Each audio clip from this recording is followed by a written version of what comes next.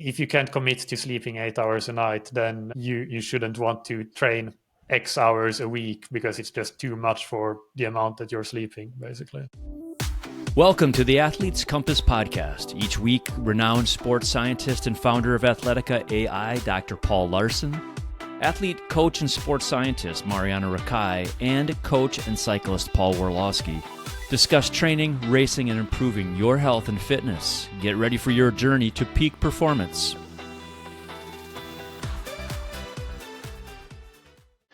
Hello and welcome to the Athlete's Compass podcast, where we navigate training, fitness, and health for everyday athletes.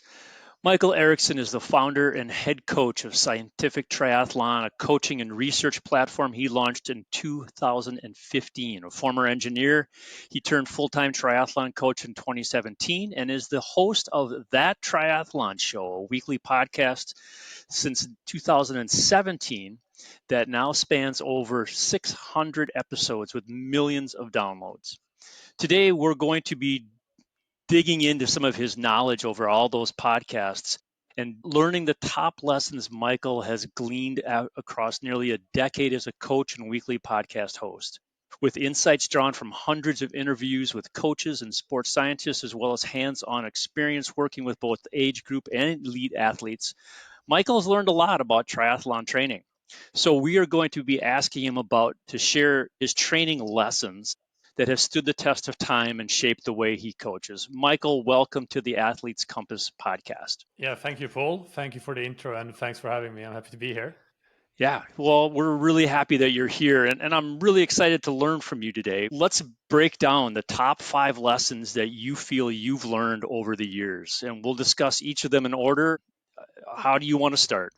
Yeah, I can start with one that I think Paul, the other Paul, will recognize, and that is that there's more than one way to skin a cat. Obviously, with having talked to a lot of coaches and other people, you start to see that there are some people that do things in complete different ways, but they still achieve great results in their different ways. So I guess that a strong learning has been that you have to be quite humble about the fact that there's not one right way. You can achieve the same results in many different ways. And that's also, I think, quite an encouraging and positive lesson to have, because it makes you not feel like you don't have to promote yourself as a coach as coming with a specific coaching strategy or coaching approach that is how you approach it. You're just a coach and you can try different things, or that's how I view it anyway. So I don't think that when people think about what is Mikael Eriksson's coaching approach, I don't think that people would say that I'm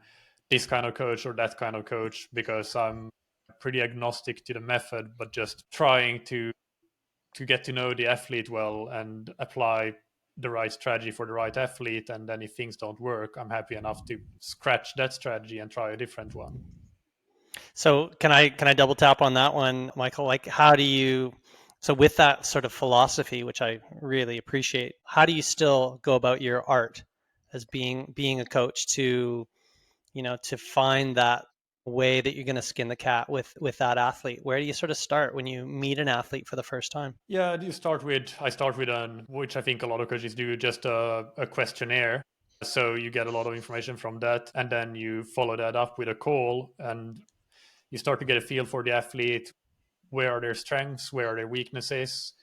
Try to get a feel for that in a triathlon context, of course, swimming, biking, and running. What are the strengths and weaknesses there? But also physiologically speaking, are they more of a fast twitch dominant athlete or slow twitch or a hybrid type athlete? Those are some, I guess, high level variables that I would pay a lot of attention to, and that would maybe bring me closer to what the starting point that I will use. Of course, their training history, what is the training volume they've been doing, what is the training intensity they've been doing. Nowadays, most athletes come with a lot of data. You can do some very, very simple power profiling and get a lot of information out of just power profiling, especially on the bike, but also speed profiling, running wise. So I think those are some of the main things. But a lot of it, I want to emphasize, comes from those first conversations with the athletes, and then just asking questions like, where do they perceive that they're strong? What do they perceive as their weaknesses?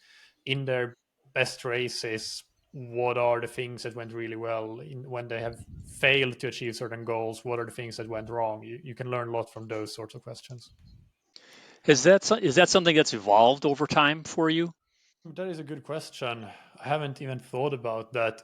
I don't think it has. I mean, I don't think it has changed too much. I've never been really committed to this is the one way or the couple of ways that I coach. I've always been quite or very open minded in that way, I guess I would say. So no, perhaps that's not something I would actually say that no, it hasn't evolved so much. So you mentioned that at some point you might have to change your strategy of coaching. Like what are some of the indicators that this is not working for this athlete? And can you give us an example where you took a 180 turn? Yeah. Well, if you do some kind of formal testing, let's say you do a critical power test, and I wouldn't necessarily use one test result to do a 180, but let's say you follow that up with another test or just another couple of weeks of key workouts not really going so well, you start to see I guess the yellow flags, no, if not red flags, that maybe you should try to change something. Same thing with race results. Again, one bad race is not the sign that you should turn everything upside down, but when you combine that with maybe the training not having gone so well as you expected, or you have a couple of races that don't go so well, and the athlete's feedback that they're not feeling that they're getting stronger. Sometimes an athlete feel that they're really getting stronger, and they can have a couple, 2, 3, 4 races where they don't really achieve that performance that they think is in there, that I think is in there. And in those situations, I would quite often stay the course if the athlete really feels that it's working, and I don't see any like big yellow or red flags in training, and then you can have a breakthrough performance the next race. So I think it's a combination of factors, and I think you need a bit more than just one single instance of a test or a race or a couple of workouts not going so well. Yeah, it's a lot of it is something you can see in objective data from testing and racing are pretty easy because those are all out efforts. So it's easier to judge than submaximal work that you do in training. But if you have enough of a few weeks of training and you see that the athlete seems to be underperforming compared to where they should be, then you can definitely with the additional data points that you have from several weeks of several key workouts not going so well, you can also start to draw conclusions from that, even though it's not maximal work. So yeah, objective data combined with some subjective feedback, I think that those are the key things to look at. All right. So the first one is that there's more than one way to skin a cat. There's lots of ways to reach a certain goal. That's lesson number one. What's lesson number two? Yeah, lesson number two is I'm a big believer in the biopsychosocial model of performance. So not getting just too blinkered, too focused on just the physiology, just the power, the pace, etc. Actually, more recently in the last year or so, I've even started to learn about, I guess, extending the biopsychosocial model of performance to more overall athletes as complex dynamic systems when it comes to how athletes adapt to training. But I would say that the biopsychosocial model of performance still is, I guess, more approachable, more easy to understand, and it falls nicely under the bigger umbrella of complex dynamic systems. So yeah, that's one point. But basically, what that implies is that when you try to improve in an endurance sport, improve as an athlete, then you can't just look at the biological systems. You can't just look at VO2 max, your threshold, whatever metrics you're looking at, and completely disregard the psychological side of things or even the social side of things. I would like to extend the biopsychosocial model of performance to biopsychosocial environmental model of performance, because I think the environment is really important there. So that's something that I would also really consider. Environment there, meaning, of course, like where you train, but it can also be, more not abstract but more indirectly related to the environment in terms of, are you training with others, are you always training alone, are you training outdoors on the bike or you're training indoors on the bike. A number of factors come into that. But looking at all of those factors, basically it's just about having a more holistic perspective on the training that you're doing. And I think that that's really important for how the athlete adapts. Yeah, I couldn't agree more.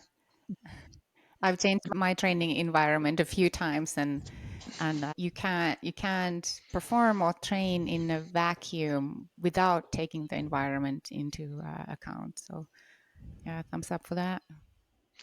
Yeah, can you give us some examples of how that's played out with your coaching and with what you've learned? I think one example that comes up quite a lot is some athletes really don't do well if they don't do quite regular sessions with others. So you have to, as a coach, facilitate that. That's not every athlete, but many athletes, or not all, yeah, I don't know if it's 50-50, but so I wouldn't also say that it's necessarily the majority, but a fair number of athletes fall into that category where you have to facilitate. And sometimes even the athlete might not even be aware of that that's something that they're missing, because they're also very ambitious and they think that maybe just strictly following the coach's program is the way to go. But then you as a coach maybe have to step in and say that actually I think that you're missing an element here that you used to have and that is important to you, and that is that swim squad that you used to swim with, or that training partner that you used to go out with for some certain run sessions or bike sessions. And so that's, I would say, the most common example.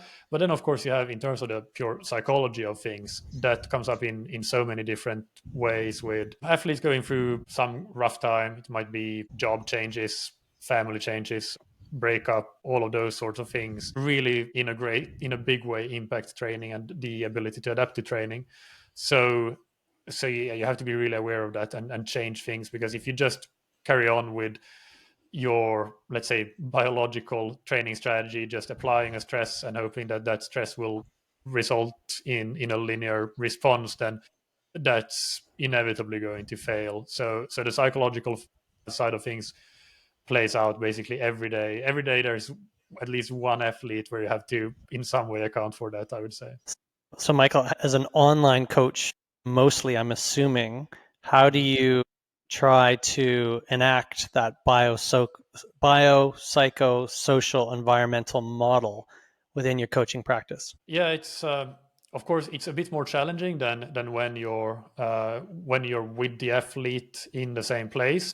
There's no doubt, but it's just about trying to have an ongoing good level of communication with the athlete, get to know the athlete, get to know their environment, and build a relationship where even if you're mostly talking about training, but the athlete is also comfortable about talking about these things with you, like saying to you if they're going through a rough time. And it's not always easy. Some athletes it's very easy, other athletes it's not that easy, they're a bit more closed. So those tend to be more challenging, and you as a coach have to try to work out. I can't say that I have any great tricks other than encouraging the athlete that, yeah, tell me what's going on in your life, is everything okay, asking questions, but without being too probing, so that it feels like you're invading on their privacy, of course. So you have to find a balance there, and that's going to be different from athlete to athlete. But having regular calls, it's easy to have online calls, of course. Having regular text-based communication and adapting that to what works for the athletes. Some athletes prefer to have less frequent calls and more keep in touch with text-based communication, and that's fine with me. I do personally prefer to have somewhat regular calls, because I think you get a bit more out of that. But yeah, you have to be a bit adaptable with that as well, I think. Yeah, I think communication is the number one thing there that you can do, and then that way it's not easy necessarily, but it's very doable to enact that model. So the biopsychosocial model of performance is your second lesson. What is your third? It's to try to be a world champion at doing the basics really, really well.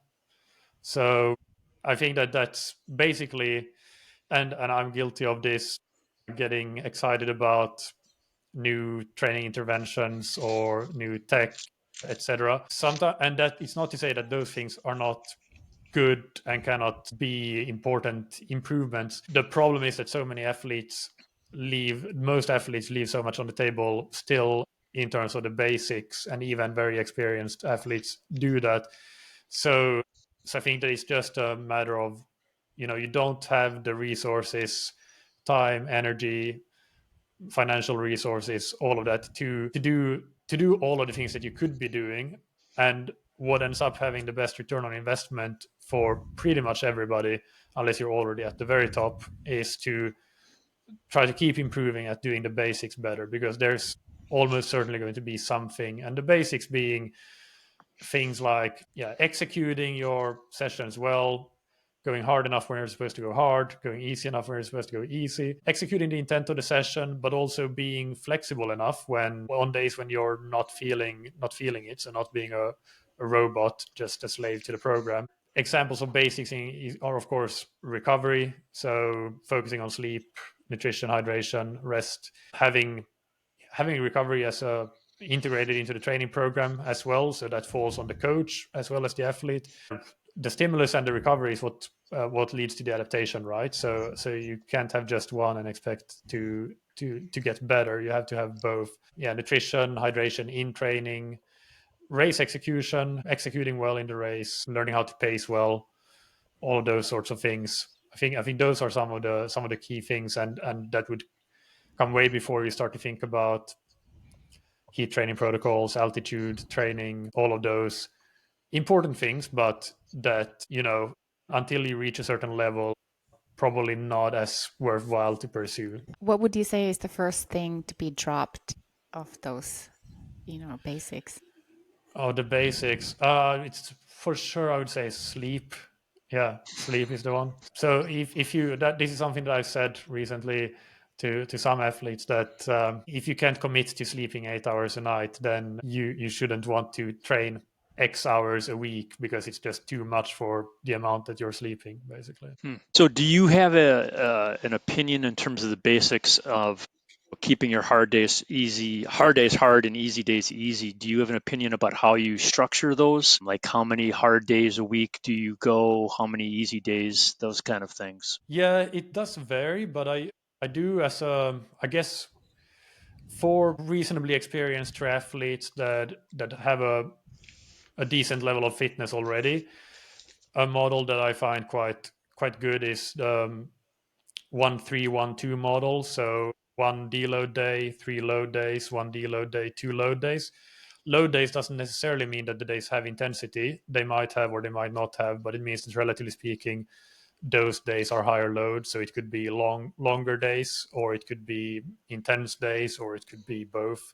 But that's a system that I use quite a bit, not for every athlete, but it's something that I come back to quite often. Matches with Athletica, no, Paul? Yep, that's a good model. Absolutely. Yeah, that's kind of what athletic is all about. Yeah, I've also actually had some pretty good success with pro athletes with a 1-3-1-3. So just going on a 1 deload day followed by 3 load days. I think that can work when you, in that context, when your job is to train, because then you have more time to recover on that deload day from the 3 harder days, and so you get slightly less recovery relative to the load. But then again, it is your job, so you're fitter as well. So that's another model that I've used. But yeah, for most amateur athletes, 1-3-1-2 is my standard, my go-to. Excellent. All right. So we've had more than one way to skin a cat. 2 is biopsychosocial model of performance. Number 3 is being a world champion at doing the basics really well. Number 4. Yeah, number 4, and this is not a training lesson that athletes can take away, but it's been a lesson for me as a coach. And it's that, as a coach, being a great communicator, being good at listening, and being empathetic, that's as important, if not more important, than most of the things that probably first comes to mind for most people when they think about things that a coach should do. So, for example, having a good knowledge of physiology, sports science, having a coach's eye, all of those kinds of things. But those communication and, I guess, soft skills in general, I think, are actually so important. And it's something that, just as you have to work on improving your craft with learning more about physiology, learning more about training science, etc., you also have to work on those social skills and soft skills to improve as a coach, I think, because that can at some point be a bottleneck. Otherwise, it can be that your limiter as a coach from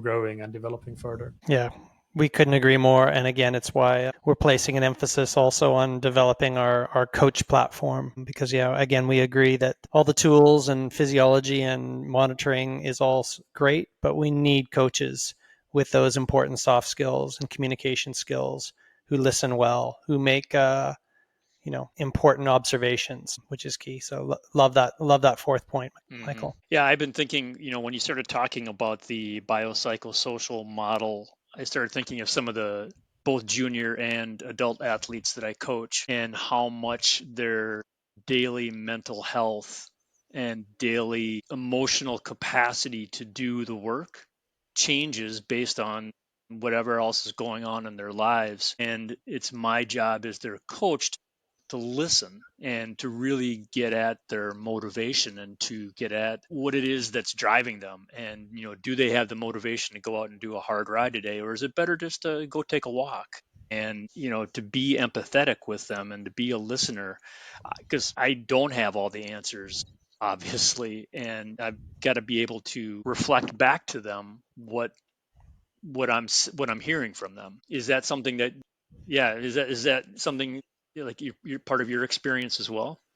Yeah, I think that I mean, the counter argument to that is that, and this is something I think especially, I don't know if any of you are into team sports or something. I grew up playing soccer, and that's something that I still follow to some extent, less so. But the culture among soccer fans is that the coach's job is to use the hairdryer method, which is basically you go in at halftime, your team is down, and the coach just screams at the players to get them motivated.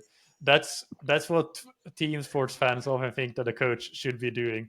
And I think that, I guess, maybe there are some cultures in endurance sports where that is still also the case. I've definitely heard of those stories, but I think it's definitely less common for people to think like this in endurance sports. But anyway, my point with that is that if you have your athlete comes to you on that day with a lower capacity to do work, if you try to be that, hard ass coach that you see yourself as the person to make the athlete, it's all about how much you want it, you just go out and do it now, do the work, that's what it's all about.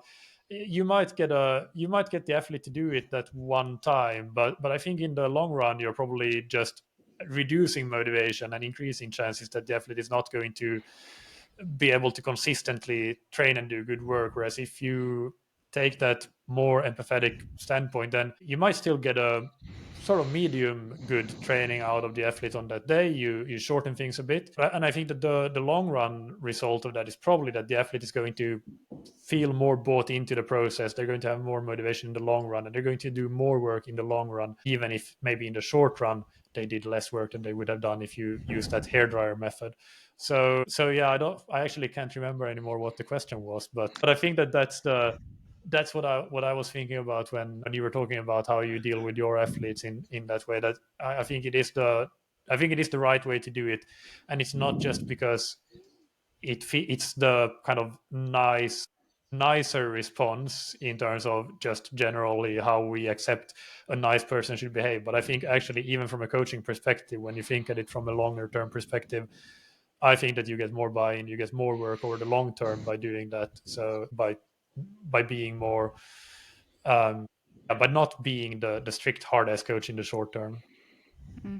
I think uh, as a coach, helping and supporting the athlete to find the small wins, and some days the small win is to go for a walk, or go for a swim instead of a hard bike ride, or maybe it's just to take a day off. Dr. Steven Seiler just told us yesterday to be more graceful to yourself and take a day off every once in a while. So Absolutely. maybe that's one of the small wins that we can help the athlete to focus on. Yep. And I'm also reflecting further. I've finally captured the memory in my brain. Michael, and it was a quote from Dan Pfaff, who's a famous running coach, short distance running coach, and he's tweeted before. He says that the most important monitoring tool is a coach that pays attention, and that's ultimately what you've just described here. Absolutely. All right, and what is your Yeah, the fifth one is have restraint and don't chase shiny objects. So, and that is a bit, I guess, a little bit of a cheeky answer to the original question that you asked, because it was or it was at least related to a bit lessons that I've learned from all of these interviews and things. But I guess, but one of those things, it's not necessarily something that anybody told me, but just I learned through trial and error, that I don't think that you shouldn't hear something or read something and just immediately commit to doing that. You can commit to small experiments, but within reason, with some thought about what are the success criteria for the experiment if you want to do it. But I kind of set a rule for myself that when I hear or read something, if I find it interesting and I want to try it, I write it down, and I go back and revisit this regularly, and I put a date to the thing that I write down, and I have to let 30 days pass before I actually implement things. And if I still think that it's a good idea after 30 days, then it passes a bit more of that kind of initial gratification test that you could get otherwise, that when you first hear of something or read of something, you think that, oh, well, that's the greatest thing I've heard in a long, long time. But when you let some time pass, I think you see it with a slightly different perspective, or you might, at least. You have a bit more restraint and a little bit more maturity to make a more objective decision on whether it makes sense to implement something or change something. And this will save you time. It will make you more consistent in the long run, because you're staying the course when necessary. You're making changes and doing experiments when they make sense to do, and when you really have objectively you think that you have a good reason for doing that. It makes sense to do it, and you've thought about it more thoroughly than jumping into something right away. Yeah, I love that. It kind of almost comes back to your point 3 around doing the basics really well first. If you're doing the basics really well first, you just need the key things that are that you're able to, that was the old adage, you measure what matters, right? So say it's your external load, like your power and your pace profiles, and then maybe an internal load marker like your heart rate, and you're getting those just so real simple. They're measuring your consistency. You're doing the base, you're able to kind of get in some sort of a measure of your polarization or whatnot, how much hard work you're doing, how much easier work you're doing. And then I think almost for me, the first thing I thought was maybe reflecting 20 years ago, the shiny object might have been a field that I've been involved with, and that's developing the area of heart rate variability, right? And 20 years ago, that would have been an extra step that is almost like, well, okay, maybe there's something there. But at that point, 20 years ago, it's just a shiny object, right? And it's up to us scientists to go in there and make these tweaks and detect these sorts of things. It's not to say these shiny objects don't become something and become a helper of us doing the basics later. But maybe at that point, it's not the big rock that you need to kind of look at. But I would say now today, heart rate variability is so easily non-invasively monitored. If you're wearing your Whoop strap or your Aura ring or your Garmin device or whatever, and you're measuring that nocturnally, it's a real simple marker of your sort of your strain level, because you're just measuring that at night. It's just kind of invisibly monitoring what your strain status is, and then it's now all of a sudden become you're getting insight into doing point 3, doing the basics right, because it's like, oh, I'm sleeping well, I'm recovering well, all these sorts of things, or not. So sorry, long-winded answer there, just to kind of agree, is like, don't chase the shiny objects until you're doing the basics, number point 3, really right. And it's not to say they won't become part of the basics later on, but they might just be a shiny object. Yeah, and one follow-up on that is that today, if you measure heart rate variability, not only is it easy, but you have a lot of information out there, and you have best practices out there, so to say.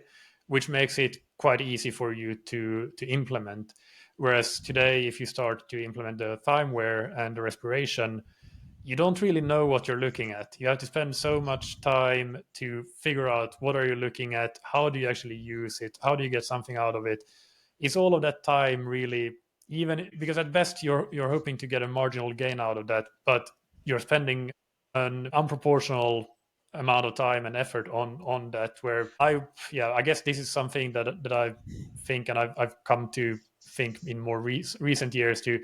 I don't really want to be an early adopter. I'm fine with being a medium adopter, and then some other people do the heavy lifting and figure out how things work, and then I can really keep focusing on the things that I know work and that I know have a return on investment, the basics. And then when there is a bit more information about something, whether it be HRV or respiration, then I can come in and start using it. Just from my perspective, that makes sense as a return on investment perspective.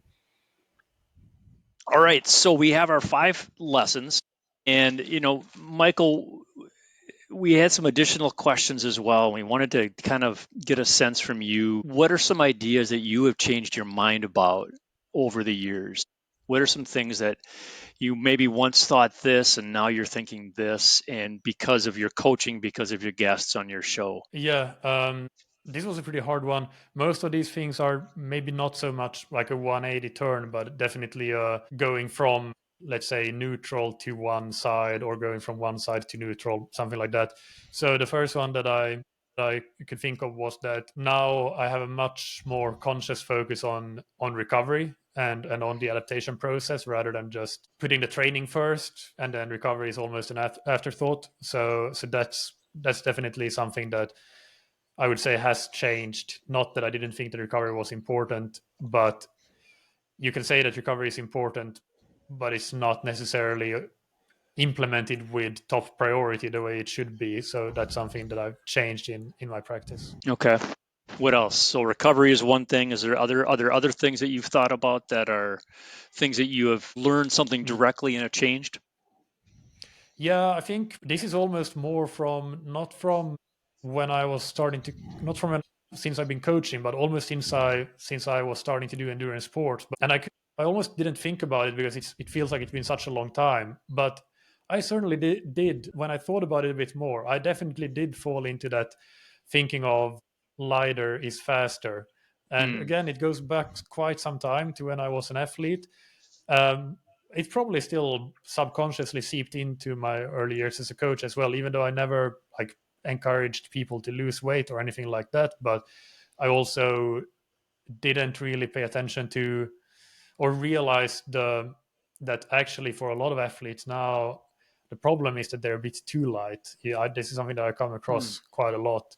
Definitely, if we're talking about triathletes, cyclists, depending on the focus, not climbers, but time trialists or classics riders, then you see that happen quite a lot with athletes being too light. And so actually this is something that I would say that has come around quite a bit from when I was first starting to run, and from the early years of my running and then triathlon myself. What made you change your mind? There's not just one situation, but just, I guess, lots of anecdata accumulated over the years with people gaining weight and performing better, and especially, like, obviously this is when you have athletes that are already relatively lean. Like, it doesn't mean that they're skeletal, but if you can see athletes that do have weight to lose, and I'm not saying that they should put on more weight consciously, that's not what I'm saying, but I think you have a segment of athletes in the endurance sports that you could look at them and see that they have a classic endurance athlete build, but actually in reality they might perform better with a few more kgs on them. So lots of anecdata, both with athletes that I coach myself, with myself personally, and with just stories that you see and hear from other coaches, or even out there in the media world. Mm-hmm.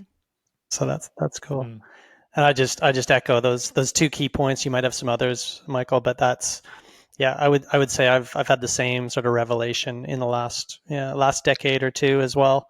Just the priority of recovery, and just how that's, it used to always be about the training stress, but again, there's that, training, the whole training equation is training plus recovery, equals the adaptation. And the sleep is usually the key tool to get that recovery. And then I've also seen the same thing, especially with females, on the lighter is faster philosophy. No, it's not. You want, for whatever reason, adding fuel to adding calories at the end of the day is just so important for the adaptation. The weight seems to just kind of come off naturally as a function of that increased training load ultimately. But it's like you've got to be fueling that whole recovery process too, right? And you should not be stepping on the scale to try to find a lighter version of yourself. It's probably not what you want to be focusing on at all, is what I've learned. And back to the female, females would come to me and they would have this old kind of almost the hairdryer coach in the past that would almost emphasize the importance of that reduced weight. The menstrual cycle would be evidence of the menstrual cycle being active would be lost, and the thing that is usually coupled is the increase in the calories, the quality of the diet, and the return of the menstrual cycle is usually the scenario that winds up happening with great improved happiness and great success. So, yeah, anecdotally, I agree with your second comment, Michael. Yeah, and to echo one of the things you said there, you said that sometimes the weight comes off naturally. So you could, so I guess I could clarify even that point to sometimes, yes, you think that a person is maybe a bit too light, they need to fuel more. But as you say, it's about the fueling. What happens with the weight is less important. And what might happen is that you gain lean muscle mass, you might actually lose some body fat. Even your weight stays the same, but you gain muscle mass and you're stronger, you perform better. Mm-hmm. So yeah, it's even less to an extent about the weight and more about just the fueling properly. Yeah, it's the body composition for sure. The body composition changes, and you want to fuel the active mass, and that's the muscle, right? So if the muscle is not able to get the energy that it needs, you're going to be in trouble, and your brain is going to be sort of screaming, and the whole hormonal system is going to be messed up. Yeah, that's the classic overtraining syndrome, unhealthy athlete Phil Maffetone tells us about. Mm-hmm. Michael, if you had to pick one change in endurance sport that's made the biggest impact across your coaching practice, what would it be? I would say that it's the proliferation of power meters, because it just has made cycling training so much more specific, so much easier to monitor, so much easier to track adaptation and prescribe training even. So yeah, that is the one for sure. What's your favorite power meter to go to? Like when an athlete comes to you and they don't have power, like brand new athlete, but they want to do this. Can I get your recommendation? For me, it's the Favero Assioma. It's an Italian brand. It's very popular now. They have the single-sided and dual-sided. I haven't checked the prices recently, but it used to be probably the cheapest on the market. But it's very high quality, very accurate, very reliable, super easy to swap between bikes, which I think is an important. It's a pedal-based system, and I think that that's a good thing in most situations, because then if an athlete has a road bike and a TT bike, they can always use the same power meter on both bikes, and it takes 1 minute to swap it over. That's my recommendation. I love it. You didn't even hesitate. That was cool. Mm-hmm. We'll include that link in the show notes. That's awesome. Well, what about innovations and tools? Innovations and tools. I think that AI has the potential to be it, to be honest. I can't say that it, for me, has played out just yet, but I think it has the potential to be it. Something that has actually changed. I mean, it comes back a little bit to that body weight discussion, the fueling discussion. Yeah, the higher fueling. I think that that has been a big change. It has definitely impacted my coaching practice, and so I think that's a second place perhaps. So you mentioned AI. Obviously, we have an interest in that ourselves with the podcast and the business. How are you using AI in general right now in your own practice? Yeah, using it for a lot of like research tasks and things like that. Is summarizing research papers, all of those sort of things, compiling multiple research papers into summarized PDFs, that sort of thing. Less so in terms of the direct coaching, if that makes sense. That's not something that I really do at the moment. Yeah, a lot of day-to-day tasks, it's like constantly running, but it hasn't really yet come into haven't really implemented in the full coaching yet. I'm still on Training Peaks. So yeah, I'm definitely always trying to learn more and look for use cases and applications. So, but yeah, I think a lot of research and reducing busy work to have more time for the actual coaching. So basically doing more of the coaching myself, because I can reduce the amount of like the time I spend on the busy work that I used to be doing. That's a big change already. Yeah, it's moving so fast. It's crazy. So I agree. We'll watch this space. Good. Well, thank you so much for joining us today. We appreciate your presence and thank you for your work. Thank you so much. It's always good to hear. And yeah, thank you for your work. All right. Thank you for listening today to the Athletes Compass podcast. Take a moment now, subscribe, share, and let's keep navigating this endurance adventure together. Improve your training with the science-based training platform Athletica and join the conversation at the Athletica Forum. For Mikael Eriksson, Mariana Rakai, and Dr. Paul Larson, I am Paul Worlowski, and this has been the Athletes Compass podcast. Thank you so much for listening. We hope you enjoyed another episode of the Athletes Compass podcast, your North Star through the sometimes complicated world of training for your endurance sport. We appreciate your comments and training questions and your 5-star reviews. For a deeper dive into the science of endurance sports, listen to the Training Science podcast and check out the adaptive AI training platform Athletica.ai. Thanks for listening.